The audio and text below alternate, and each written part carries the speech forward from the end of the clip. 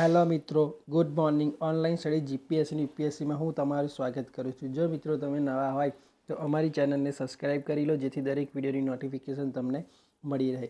તો આજે છે 23 નવેમ્બર અને આપણે જોવાનું છે એનું કરંટ અફેર્સ, બરાબર છે.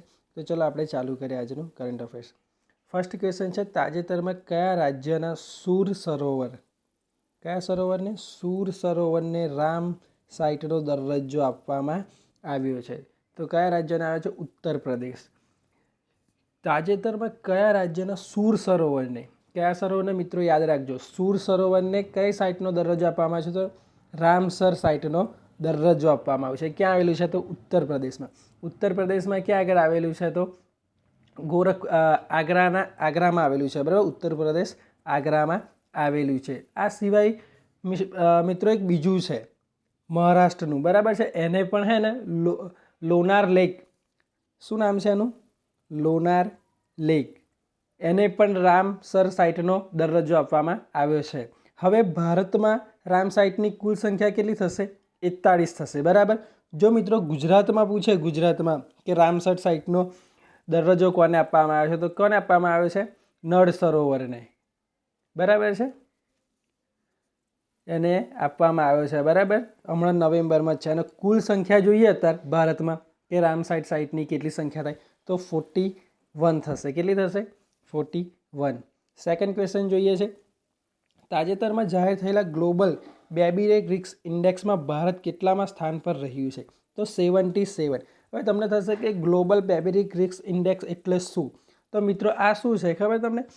તો વિશ્વ રિશ્વત દેશ થશે સૂચકાંક આ જે જારી કર્યો છે, ગ્લોબલ બેબી રિસ્ક ઇન્ડેક્સ, બરાબર. એ સૂચકાંક જારી કરેલો છે. શાનો કર્યો છે ખબર? તો વૈશ્વિક સૂચકાંક જે રિશ્વત લે છે એમાં, બરાબર. તો પહેલા નંબર પર કોણ છે? ઉત્તર કોરિયા છે, બરાબર છે. અને આપણું ભારત છે 77. આ રેન્કિંગ કુલ 194 દેશોનો સમાવેશ કરવામાં આવ્યો છે, બરાબર. જ્યારે જાહેર કર્યું એમાં કેટલા દેશો હતા? તો 194. જો મિત્રો આમાં જેટલો રેન્ક આપણો નીચે હોય એટલા આપણે સારા દેખાઈએ, બરાબર છે. ઉપર હોય તો આપણી ઇમેજ બગડે છે. સેકન્ડ ક્વેશ્ચન જોઈએ, તાજેતરમાં વર્ષ 2020ના બુકર પુરસ્કારથી કોને સન્માનિત કરવામાં આવે છે? તો ડગલસ સ્ટુઅર્ટને. કોને કરવામાં આવે છે? ડગલસ સ્ટુઅર્ટને. તાજેતરમાં, બરાબર છે, યાદ રાખજો, વર્ષ 2020ના બુકર પુરસ્કારથી કોને સન્માનિત કરવામાં આવે છે? તો ડગલસ સ્ટુઅર્ટને. સેકન્ડ ક્વેશ્ચન જોઈએ છે, તાજેતરમાં કયા રાજ્યની સરકારે ઇન્દિરા ગાંધી માતૃત્વ પોષણ યોજનાની શરૂઆત કરી છે? તો રાજસ્થાને. કોને કરી છે? રાજસ્થાને. હવે રાજસ્થાનના મુખ્યમંત્રી કોણ છે? તો તમને બધાને ખબર જ છે, અશોક ગેહલોત. અને એના રાજ્યપાલ કોણ છે? તો કલરાજ મિશ્રા. યાદ રાખજો, એના મુખ્યમંત્રી કોણ છે?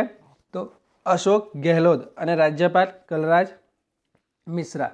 આ યોજનામાં મિત્રો શું હશે? હવે ઇન્દિરા ગાંધી માતૃત્વ પોષણ યોજનામાં તો શું છે કે જે મહિલાઓ બીજી વાર, બરાબર છે, બીજી વાર માતા બનશે એમને ગવર્મેન્ટ, રાજસ્થાન ગવર્મેન્ટ કેટલા પૈસા આપશે? તો 6000 રૂપિયા આપશે, બરાબર છે. જે મહિલાઓ બીજી વાર એ બનશે એમને, માતા બનશે એમને, બરાબર છે. સેકન્ડ ક્વેશ્ચન જોઈએ છે, તાજેતરમાં કયા રાજ્યની સરકારે 4 કોમર્શિયલ અદાલતોની સ્થાપના કરવાનો નિર્ણય લીધો છે? તો ઓડિશા સરકારે. કઈ સરકારે લીધો છે? ઓડિશા સરકારે. સેકન્ડ ક્વેશ્ચન જોઈએ છે, તાજેતરમાં કયા રાજ્યની સરકારે માછીમારો માટે કડાલુ એપ લોન્ચ કરી છે? તો કર્ણાટક. યાદ રાખજો મિત્રો, આ એપો ઇમ્પોર્ટન્ટ હોય છે, જે એક્ઝામમાં પૂછાઈ આવે છે કે કર્ણાટકે કઈ એપ લોન્ચ કરી, રાજસ્થાને કઈ કરી. ઓકે, એટલે યાદ રાખજો તમે. સેકન્ડ ક્વેશ્ચન છે, તાજેતરમાં કયા રાજ્યમાં એશિયાની પ્રથમ સૌર ઉર્જા સક્ષમ ટેક્સટાઇલ મિલની સ્થાપના કરવામાં આવી છે? તો મહારાષ્ટ્રમાં આવી છે. ક્યાં આવી છે? મહારાષ્ટ્રમાં. મહારાષ્ટ્રની કેપિટલ શું થશે? તો મુંબઈ થશે. એના ગવર્નર કોણ છે? તો ભગતસિંહ કોશિયાર. અને ચીફ મિનિસ્ટર કોણ છે? તો ઉદ્ધવ ઠાકરે. યાદ રાખજો, બરાબર છે. જો મિત્રો તમે નવા હોય તો અમારી ચેનલને સબસ્ક્રાઈબ કરી લો, જેથી દરેક વિડીયોની નોટિફિકેશન તમને મળી રહે. ઓકે, 9054312006 પર જોઈન લખીને મોકલો, જેથી તમને દરેક વિડીયોની નોટિફિકેશન પ્લસ ફ્રી PDF અને બધું જ મટીરિયલ તમને અવેલેબલ કરવામાં આવશે. ઓકે, તો જલ્દીથી જોઈન થઈ જાઓ. Okay, thank you.